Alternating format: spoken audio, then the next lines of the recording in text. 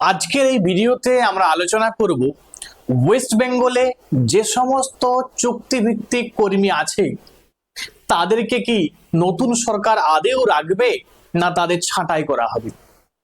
এবং তার সঙ্গে সঙ্গে আলোচনা করব যে যে সমস্ত চুক্তিভিত্তিক কর্মী আছে তাদেরকে কিভাবে নিয়োগ করেছিল তৃণমূলের সরকার, এবং এই চুক্তিভিত্তিক যে কর্মীগুলো আছে তারা কি কাজের সঙ্গে যুক্ত, আদেও কি ওই পোস্টগুলোর প্রয়োজন আছে।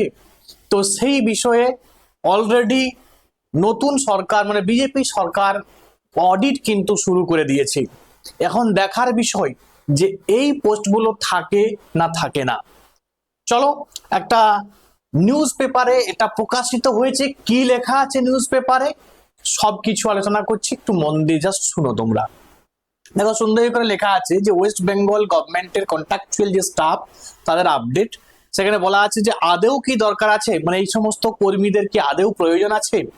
এই চুক্তিভিত্তিক কর্মীদের অডিট শুরু রাজ্যের, তাহলে রাজ্য কিন্তু এদের কিন্তু অডিট শুরু করে দিয়েছে। দেখো, একটা প্রায়ই কিন্তু শোনা যায় যে যে সমস্ত চুক্তিভিত্তিক কর্মী আছে তারা অ্যাকচুয়াল কিন্তু নিয়োগ করেছিল বিভিন্ন থার্ড পার্টি ভেন্ডর।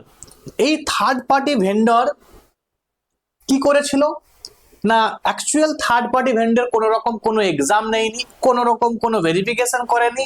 তারা কি করেছিল না, তৃণমূলেরই যারা ধরো তৃণমূলের সঙ্গে যারা জড়িত ছিল বা অনেকে আছে টাকার বিনিময়ে এই সমস্ত চাকরিগুলো কিন্তু দেওয়া হয়েছিল। এই কথা কিন্তু প্রায়ই উঠে আসে, তোমরা কিন্তু নিশ্চয়ই নিউজে শুনেছো। তো দেখো কি লেখা আছে, একটু মন দিয়ে শোনো কি বলেছে এখানে। আচ্ছা,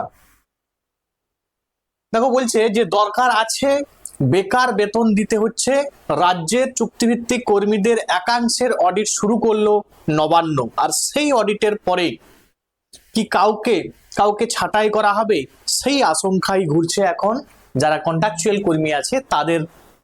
এই প্রশ্ন কিন্তু তাদের মধ্যে এখন ঘোরাঘুরি করছে। চলো শুনে নিই, দেখে নিই। দেখো আর কি কি আছে, দেখো নিশ্চয়ই জানো তোমরা যে ওয়েস্ট বেঙ্গলের যে কন্ট্রাকচুয়াল স্টাফ আপডেট, পশ্চিমবঙ্গ রাজ্য সরকারি দপ্তরে আউটসোর্সিং বা থার্ড পার্টি এজেন্সির মাধ্যমে নিযুক্ত চুক্তিভিত্তিক কর্মীদের নিয়ে এবার বড়সড় পদক্ষেপ করলো প্রশাসন। বিভিন্ন সরকারি দপ্তরে কর্মরত এই ধরনের চুক্তিভিত্তিক কর্মচারীদের প্রকৃত প্রয়োজনীয়তা খতিয়ে দেখতে এবং নিয়োগ প্রক্রিয়ায় কোনো আর্থিক অসঙ্গতি বা দুর্নীতি হয়েছে কিনা তা চিহ্নিত করতে একটি ব্যাপক ম্যান পাওয়ার অডিট শুরু করেছে রাজ্য সরকার। নবান্নের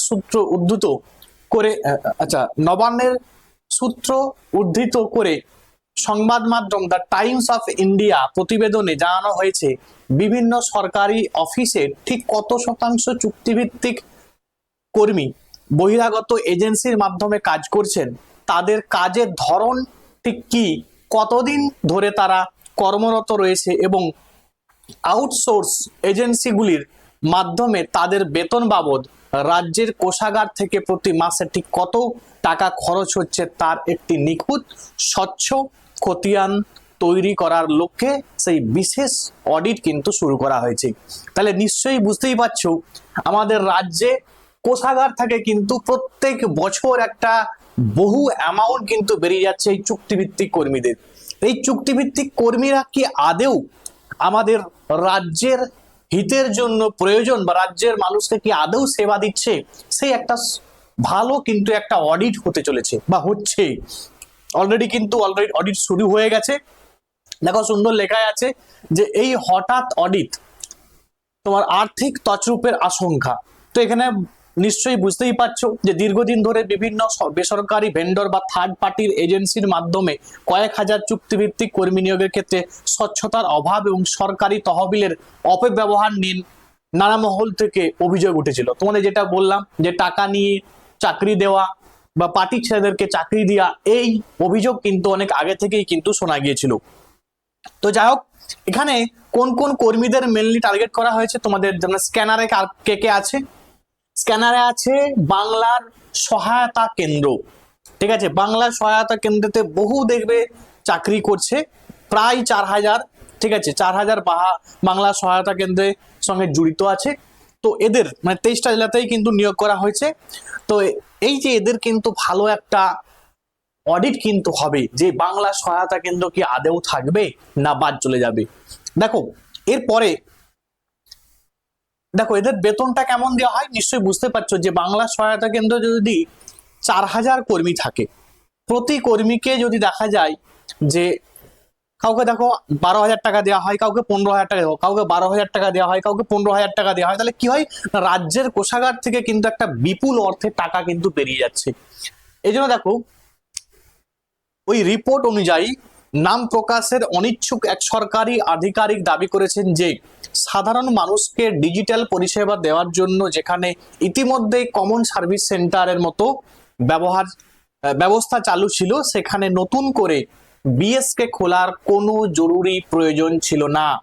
বর্তমানে বহু বিএসকেতে কাজ অত্যন্ত কম, প্রায় নেই বললেই চলে।